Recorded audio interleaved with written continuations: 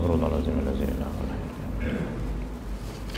Bismillahirrahmanirrahim. Assalamualaikum warahmatullahi wabarakatuh.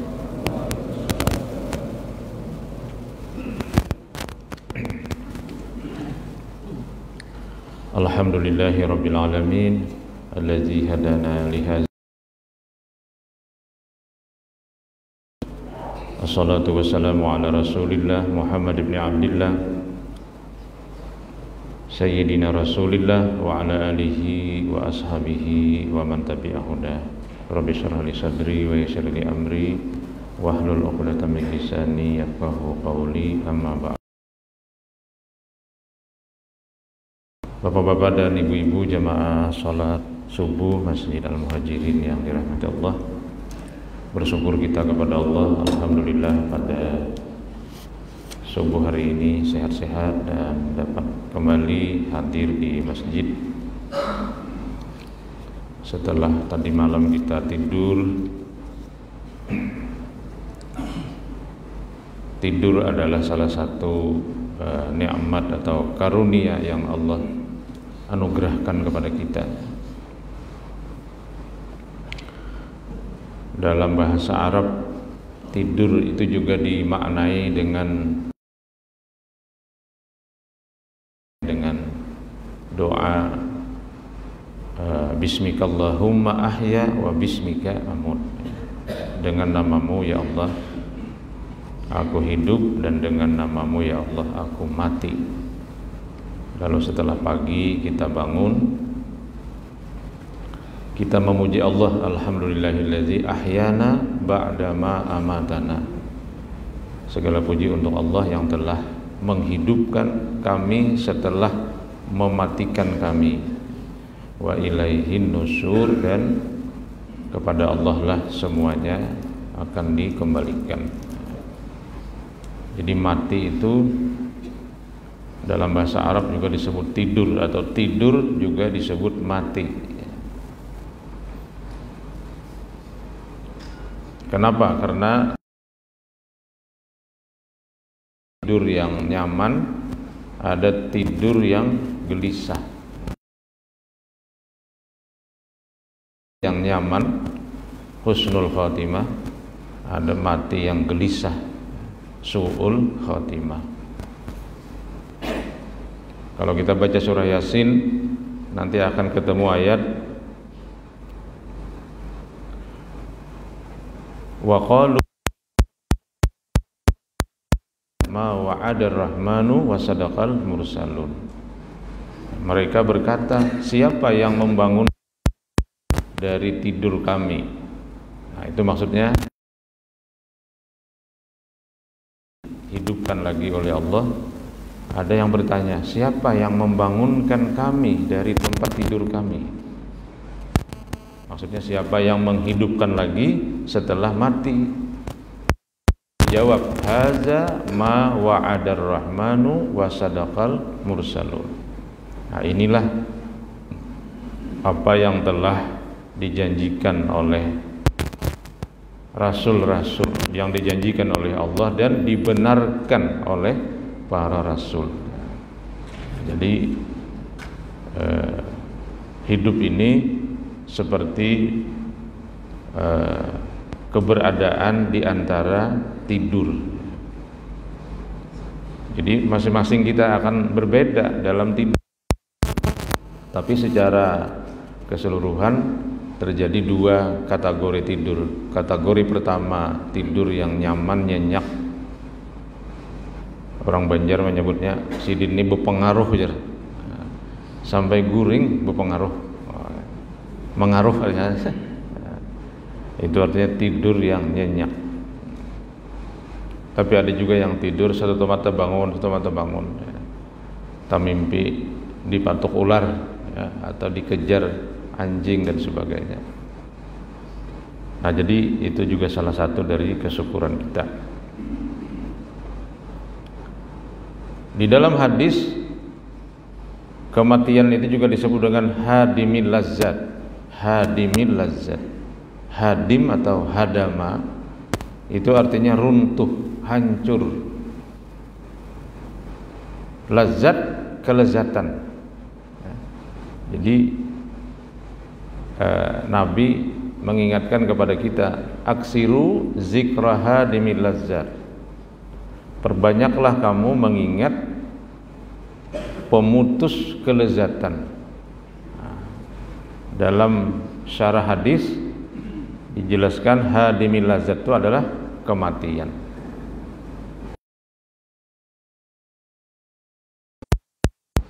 Ada orang yang menganggap atau merasa bahwa mati itu adalah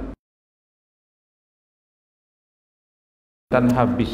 Nah, ini sebenarnya Nabi menyinggung orang yang memahami hidup ini adalah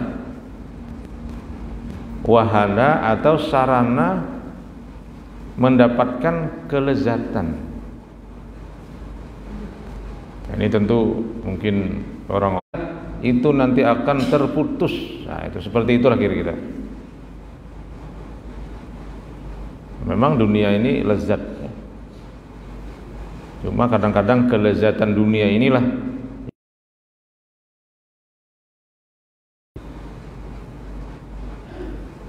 sebelum era pertanian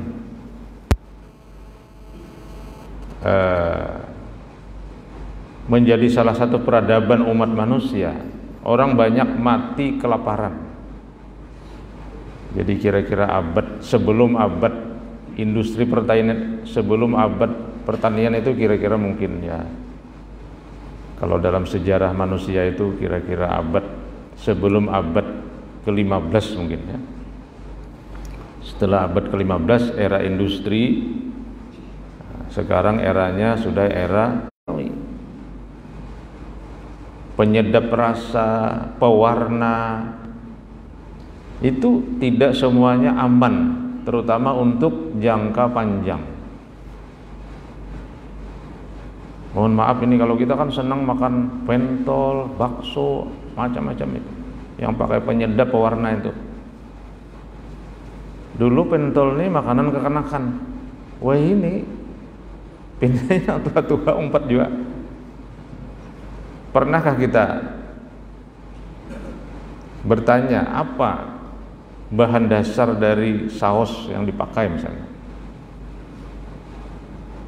Ataupun kalau bertanya apakah pernah melihat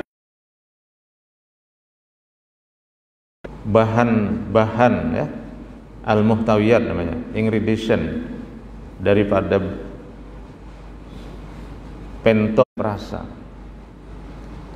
Pian kalau betanam kambang, nah ini ibu-ibu nih, bukan pengambangan ya, sayur bening, nukar gangan asam Jakarta, kami menyebutnya dulu gangan asam Jakarta ya, karena dulu ini tradisi masyarakat yang minumnya ketujuh manis, itu gula dicampur dengan sari manis. Maknanya adalah tidur, tapi juga kematian itu adalah hadimil lazzat. Hadimil lazzat itu tampaknya Nabi menyapa. Nah, itu antara lain ulama-ulama kita itu mungkin tidak memahami dengan baik bagaimana pola makan yang baik, yang benar. Maka karena ulama ini pian, kalau di sarwani acara tuh makan tuh ada ruang khusus. Kamu masuk kamar aja. Wah, ya kan? Kalau kita kan masuk kamar ini bisa dicatok tuan rumah. Tapi kalau ulama masuk kamar, itu undang galah macam-macam tuh ada situ dengan berbagai macam masakan. Kambing guling, kambing guring, ada juga di belakang rumah bang, kambingnya guring. Macam-macam gitu. Ayam, berbagai macam masakan. Nah, maka liur ulama ini juga sebagian menyurung juga kan. Nah, makannya kadang ingat, akhirnya sakit meninggal. Banyak mungkin Bapak Ibu juga mengenal berbagai ulama kawasan kita tidak terlalu panjang. Ada yang tidak sampai 60 sudah harus cuci darah.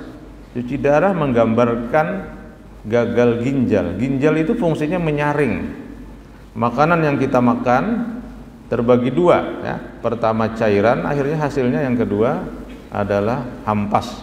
Hampasnya keluar di belakang, cairannya keluar di depan. Tapi sebahagian daripada cairan masuk ke dalam darah setelah mendapat saringan dari ginjal. Ginjalnya rusak, akhirnya makanan yang masuk ke dalam darah itu bercampur racun. Mestinya racun dibuang ke depan. Air kencing itu kan racun.